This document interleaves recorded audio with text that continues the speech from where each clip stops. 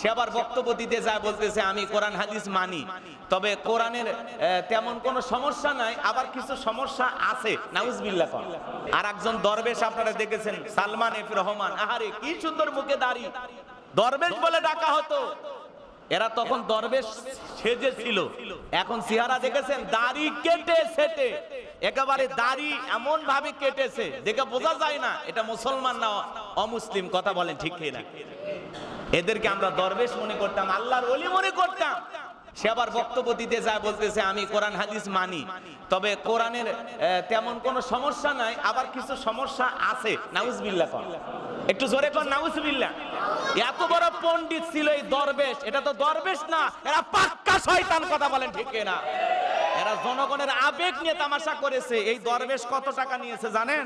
এই দরবেশ ব্যাংক থেকে এই সালমান ঋণ করেছে ৩৬,০০০ কোটি টাকা। কত টাকা? ৩৬,০০০ কোটি টাকা ব্যাংক থেকে ঋণ করেছে। সুযোগ সন্ধানী ছিল এরা, চেহারার আলোতে দরবেশ নাম ধারণ করতো, কিন্তু আসলে এরা দরবেশ না। এই সালমান এফ রহমান দাড়ি কেটে সদরঘাট দিয়ে নৌকায় চড়ে পালিয়ে যাচ্ছে। কোস্ট গার্ড তাদেরকে গ্রেফতার করেছেন। কথাকে বোঝেন নাই? প্রথমে ধরেছেন সাবেক আইনমন্ত্রী আনিসুল হক, তাকে যখন গ্রেফতার করে নিয়ে আসতেছেন, দরবেশকে এই কোস্ট গার্ড এরা চিনতে পারে না, তখন বলতেছে আমাকে নিলেন, আপনারা জানেন ওই যে সালমান এফ রহমান, উনি দাড়ি কেটেছে এমন ভাবে চেনা যাচ্ছে না। যারা এদিক খেয়াল করেন, দুনিয়ার স্বার্থের কারণে আল্লাহ রসুলের এই সুন্নতি দাড়ি কেটে, এরকম দাড়ি কেটে সেটে এরকম পরিষ্কার অমুসলিমের বেশ ধারণ করতে পারে, এই ছদ্মবেশ ধারণ করে ভারতে পালিয়ে যাওয়ার চেষ্টা করেছে। মনে রাখবেন, যারা রসুল আকরাম সাল্লাল্লাহু আলাইহি সাল্লামের আদর্শের এই নমুনায় সুন্দর দাড়ি কেটে পারে, রসুলের মহাব্বত ভালোবাসা একটু বাধা দেয় নাই, আল্লাহর ভয় অন্তরে জাগ্রত হয় নাই, এই ধরনের মানুষেরা কখনো জনগণের কল্যাণকামী হতে পারে না। এরা জনগণের কখনো শাসক হতে পারে না। এরা যে জালেম ছিল, দাড়ি কেটে এটা প্রমাণ করেছে।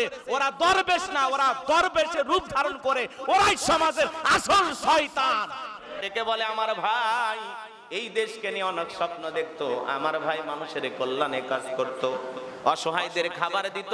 আমার ভাই মৃত্যুর কয়েক মিনিট আগে চিৎকার মেরে মানুষকে ডেকে বলে কার পানি লাগবে, কার পানি লাগবে, কার বিস্কুট লাগবে, আপনারা নেন। আরে ওই বিস্কুট পানির বোতল পরে আছে, আর তার সাথে ওই বিস্কুটের ওই পানির বোতলে তার দেহে রক্ত লেগে আছে। এই বড় বড় ভাবে মুক্তকে বিদায় করে দিয়েছে যারা, তাদের বিচার হওয়ার দরকার আছে না নাই? এখন বিচার চাইলেই তাদেরকে আবার গ্রেফতার করা হচ্ছে। সাধারণ মানুষ পর্যন্ত রাজপথে আন্দোলন করতেছে, কেউ কিন্তু বসে নাই, সবাই বিচারের দাবিতে আন্দোলন করতেছে। সবাই বলতেছে আর জুলুম করবেন না, অত্যাচার করবেন না। এই জমিনে যদি আল্লাহর বিধান থাকতো, কোরআন সুন্নাহ প্রতিষ্ঠিত থাকতো, এরকম জুলুম আর বর্বর হত্যাকাণ্ডের দৃশ্য আমাদের দেখা লাগতো না। আজকে আবার এই ছাত্র কোটা আন্দোলনের পক্ষে কথা বলতে গিয়ে অনেক ইমামের ইমামতি চলে যাচ্ছে, তাতে আমরা ভয় পাই না। কথা বলেন ঠিক কি না? ইমামতি করা মানে গোলামি করা নয়। রিজেকের মালিক আল্লাহ, আল্লাহর চাইতে শ্রেষ্ঠ রিজেক দাতা পৃথিবীর জমিনে আর কেউ আছে? ওয়ামা মিন দাব্বাতিন ফিল আরদি ইল্লা আলাল্লাহি রিজকুহা। পৃথিবীতে এমন কোন বিচরণশীল প্রাণী নাই যার রিজেকের ব্যবস্থা আমি আল্লাহ আসমান থেকে করি না। এই জন্য কোটা আন্দোলন এই ছাত্রদের পক্ষে কথা বলার কারণে মাওলানা মাহমুদুল হাসান ভাই আমাদের একজন চমৎকার দ্বীনের দায়ী, চমৎকার ভাবে কথা বলেন, তার মসজিদের ইমামতি চলে গেছে। দেলোয়ার ভাই নামের একজনের ইমামতি চলে গেছে, সাকওয়াত হোসেন নামের একজন ভাইয়ের ইমামতি চলে গেছে। এই জুমায় হয়তো বা বক্তব্য দেওয়ার কারণে অনেক বক্তার, অনেক ইমামের ইমামতি চলে যাবে, তাতে আমরা আফসোস করি না। কথা বলেন, তাতে আমরা আফসোস করি? আমরা জুলুমের বিপক্ষে অবস্থান নিয়েছি। আমরা এরকম নিরীহ ছাত্রদেরকে হত্যা করা হোক, এটা আমরা কখনো চাই না। আমরা এই ছাত্রদের আন্দোলনকে সমর্থন দিয়ে আমরা বলতে চাই, ছাত্রদের যে সমস্ত দাবি আছে মেনে নেন। রাষ্ট্রের দায়িত্ব এই ছাত্রদেরকে বোঝানো, রাষ্ট্রের দায়িত্ব তাদেরকে শান্ত করা। কথা বলে ঠিক না? কিন্তু শান্তের ভাষা বুলেট নয়, যে একজন ছাত্রের নিরপরাধ ছাত্রর নিরস্ত ছাত্রের বুক ঝাঁঝরা করে দেবেন। হাইকোর্টে একজন রিট করেছেন যার নাম হলো মনজুর আল মাতিন। এই ব্যক্তি অ্যাডভোকেট, তরুণ অ্যাডভোকেট, চমৎকার ভাবে ছাত্রদের পক্ষে হাইকোর্টে যখন রিট করতে গেছেন যে নিরহ ছাত্রদেরকে গুলি করা যাবে না, যে 6 জনকে ডিবি অফিসে নিয়ে যাওয়া হয়েছে, কেন নিয়ে যাওয়া হয়েছে এই জবাবদিহিতা যখন তিনি চাইতেছেন, এখন তাকে আবার ট্যাগ লাগানো হচ্ছে এই মনজুর আল মাতিন সে কি শিবির করে? এখন শিবির যেই প্রতিবাদ করবে তাকেই শিবিরের ট্যাগ লাগানো হচ্ছে। যে এক সময় এই মনজুর আল মাতিন যিনি অ্যাডভোকেট, চমৎকার ছাত্র আন্দোলনের এই অসহায় ছাত্রদের মামলা লড়তেছেন, ছাত্রদের পক্ষে হাইকোর্টে রিট করতেছেন, কথা বলতেছেন যে নিরীহ ছাত্রদেরকে গুলি চালানো যাবে না, গুলি করা যাবে না, হাইকোর্টে রিট করতেছেন।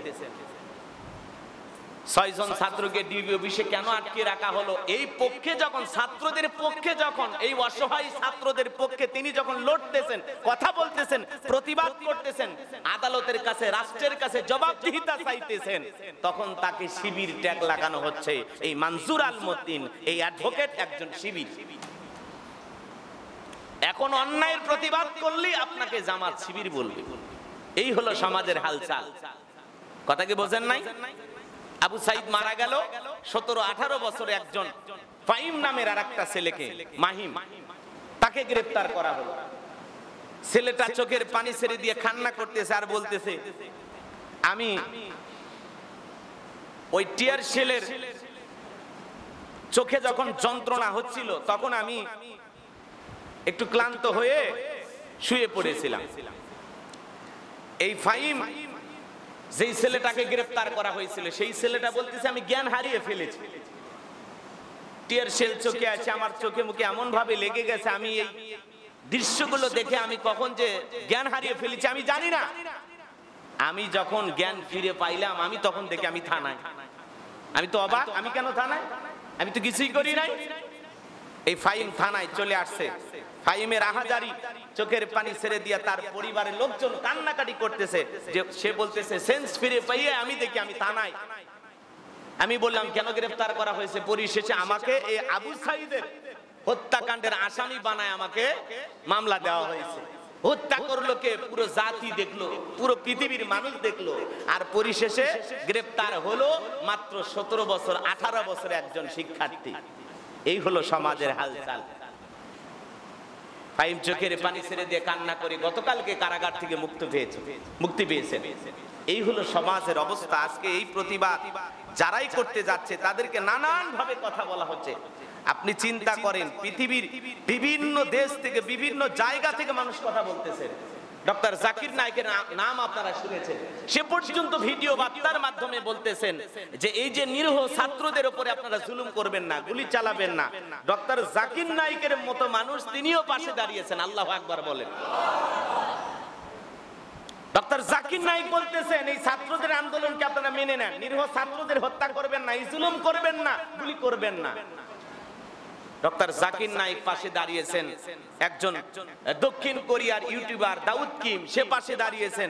এইভাবে পৃথিবীর বিভিন্ন রাষ্ট্র থেকে, বিভিন্ন দেশ থেকে সোশ্যাল মিডিয়ার মাধ্যমে তারা বার্তা দিচ্ছে। কথা বলেন না কেন? কে বসে আছে? ভারতের নায়ক দেব, সে পর্যন্ত বার্তা দিচ্ছে। বাংলাদেশের নাটক সিনেমায় যারা অভিনয় করে, মোশাররফ করিম নাম শোনেন নাই? সে বলতেছে ঘরে বসে থাকার অবস্থানে আমরা নাই, প্রতিবাদ করতে হবে। আমরা এই হত্যা, রক্ত বন্ধ করার জন্য রাজপথে দাঁড়িয়েছি। আল্লাহু আকবার বলেন। নাটকের অভিনেতা মোশাররফ করিম, চঞ্চল, বিভিন্ন অভিনেতা যারা আছে, নায়ক নায়িকা, এরা পর্যন্ত রাজপথে আন্দোলন করতেছে যে আমরা বাংলাদেশের রাজপথে নিরীহ ছাত্রদের প্রাণ ঝরবে, এটা আমরা চাই না।